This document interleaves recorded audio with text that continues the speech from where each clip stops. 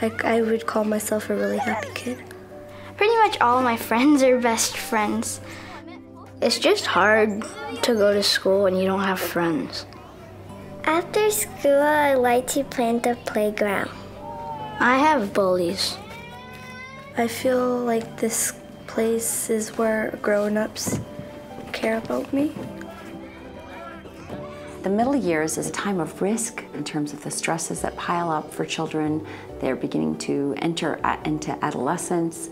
But we also know at times of risk, there's also windows of opportunity, a time in which we can intervene and redirect children onto a positive course of development. Disabilities include a vast spectrum of conditions that limit a person's movements, senses, or cognition. This can include physical, cognitive, intellectual, or emotional disabilities. Some of the most prevalent for children in middle childhood are conditions such as depression, anxiety, ADHD, and autism.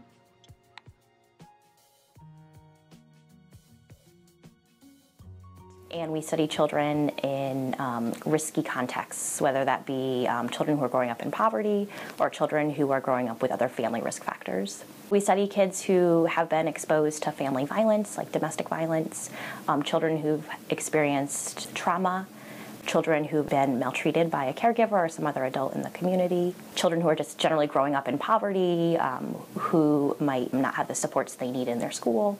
So when we think of risk, it's pretty broad.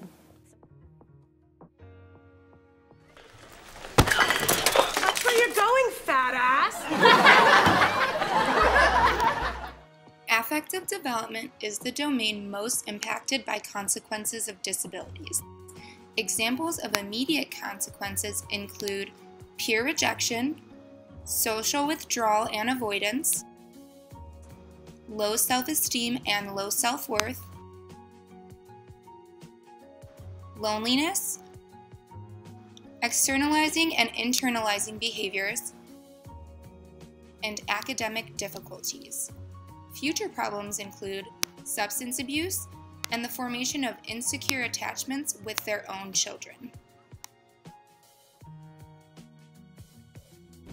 Inclusion is incorporating children who have special needs and those typically developing children into the same classroom that is developmentally appropriate for their age group.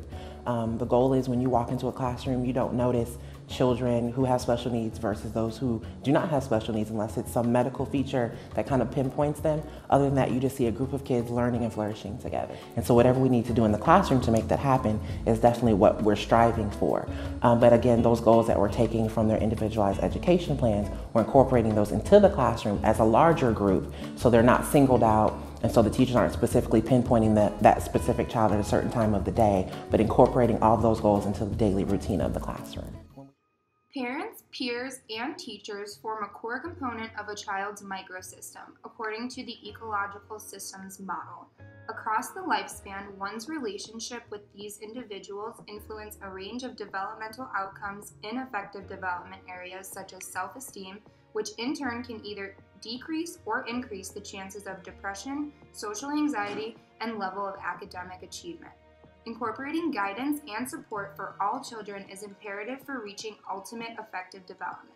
By utilizing inclusive practices, we can ensure that all children are given the equal opportunity to target crucial components of their emotional and social growth, and in turn reduce the chances of further onset of emotional and social problems. Secure parental attachments, quality interactions between a child's microsystems, and an inclusive educational setting lead to an increase in self-esteem, positive academic outcome, more parental involvement, improved social and cognitive skill, decreased symptoms of anxiety and depression, enhanced ability to transition into the academic and social environments, and higher parental sensitivity.